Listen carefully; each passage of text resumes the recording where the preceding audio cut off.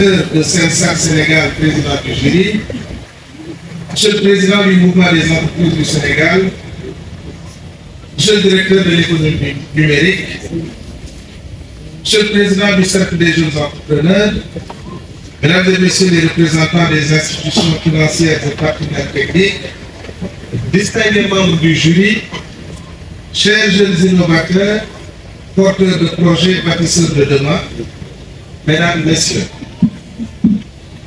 il est des rendez-vous qui, au-delà de simples événements, sont des actes de foi.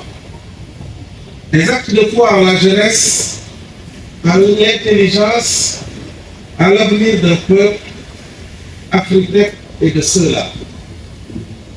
C'est donc avec une grande conviction que je me tiens devant vous ce matin, heureux, fier et déterminé à porter avec vous l'ambition que symbolise cette 8e édition. Mesdames, Messieurs, je salue avec respect et reconnaissance le mouvement des entreprises du Sénégal, le MEDES, et son président, mon cher frère, M. Malick Diop, pour la constance et la vision qui ont présidé à la naissance, puis à la croissance d'Afritech depuis 2018. En cette édition, Afritech s'est imposé comme l'un des premiers salons des startups d'Afrique de l'Ouest. Les informations recueillies par mes services sur les éditions passées d'Afritech démontrent une trajectoire de succès. 5e édition en 2022, une annonce de 100 milliards de francs CFA mobilisés pour l'innovation numérique. Les lauréats ont reçu 10 millions de francs CFA, plus 10 ordinateurs dès la clôture. 6e édition en 2023, ouverture internationale avec la Finlande, exploration de partenariat avec le salon Slush d'Helsinki, mettant Dakar sur la carte mondiale de l'innovation. 7e édition en 2024, plus du futuriste 4.0, remis à Aïssatou Diallo, fondatrice d'Ascare, solution médicale innovante contre les lésions précancéreuses en zone rurale. Merci et bravo à toute l'équipe du MEDES pour l'excellent travail. Mesdames, Messieurs, la politique nationale de l'emploi, élaborée par nos ministères en partenariat avec la NSD, dresse un diagnostic lucide de notre marché du travail. Je l'ai présenté en Conseil des ministres hier et nous nous acheminons vers son adoption officielle avec une opérationnalisation désormais engagée. Sachez que depuis 1997, il n'y a pas eu au Sénégal de politique nationale de l'emploi, rendant des actions disparates et sans réelle vision. Aujourd'hui, nous en disposons. Permettez-moi de vous livrer quelques chiffres du diagnostic, car pour construire l'avenir, il faut d'abord avoir le courage de regarder le présent en face. Nous avons une population totale de 18 600 000 habitants, une population active de 6 300 000 de personnes, 89,6% des emplois sont informels, soit 4,4 millions de personnes. Le taux de chômage est de 21,6% de la population active, soit 1,3 million entre 15 et 24 ans sont ni en éducation, ni en emploi, ni en formation. Les salariés du secteur formel sont seulement 337 751 personnes, à peine 6,8% des emplois. Ces chiffres nous placent face à une réalité incontournable. Le secteur public et le salariat formel ne peuvent structurellement pas absorber notre jeunesse. Notre population croît de 2,4% par an. Ce n'est pas une crise conjoncturelle, c'est notre réalité structurelle et démographique. C'est pour cela que les startups, les entrepreneurs, les innovateurs que vous êtes sont au cœur de notre stratégie nationale.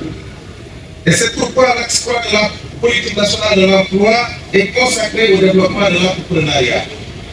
ce que vous faites ici à Afritech est une de nos priorités.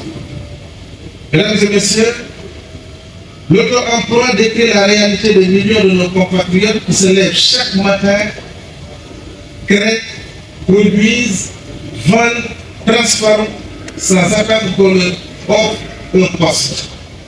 Aujourd'hui au Sénégal, près de 9 emplois sur 10 sont informels et indépendants.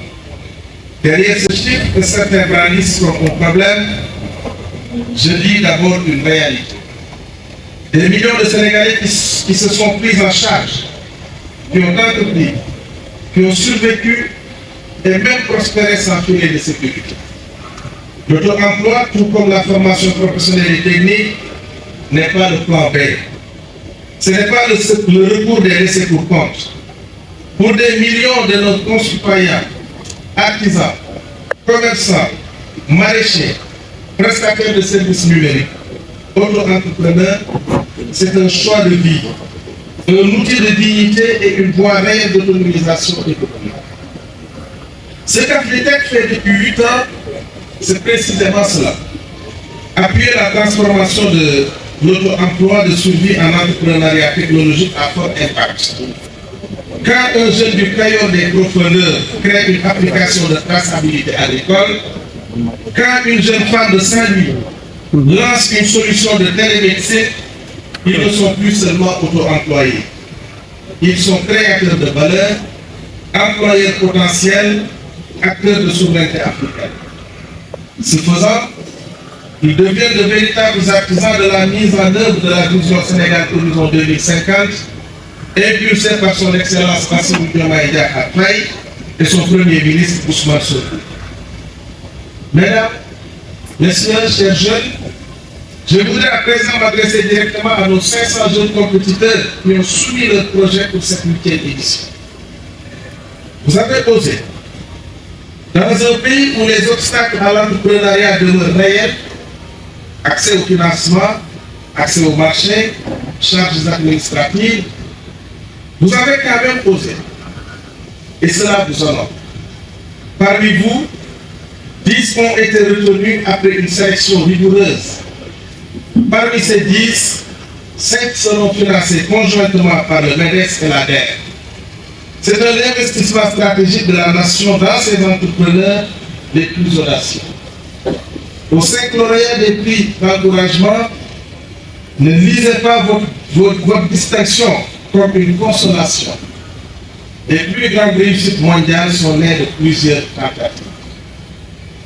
Et à ceux qui repartent avec leurs attestations et participants, vous avez eu le courage de vous mesurer au meilleur. Ce courage-là, gardez-le précieusement, il vous mènera plus loin que vous ne l'imaginez. Mesdames, Messieurs, il y a quelques années, on disait que l'Afrique était le continent du futur. Aujourd'hui, je vous le dis sans détour, l'Afrique est le continent du présent. Et le Sénégal, avec sa jeunesse brillante, doit en être l'un des meilleurs exemples. Ne laissez personne vous dire que vos rêves sont trop grands pour votre pays. Ce pays a été bâti par des hommes et des femmes qui ont rêvé grand. Il vous appartient maintenant de le faire rayonner. Et je réaffirme notre engagement total à être à vos côtés pour cette construction. Au nom du parrain officiel, son Excellence M. le Président de la République, Bassirou Diomaye Diakhar Faye, que j'ai l'honneur de représenter, je déclare officiellement ouverte la 8e édition du Salon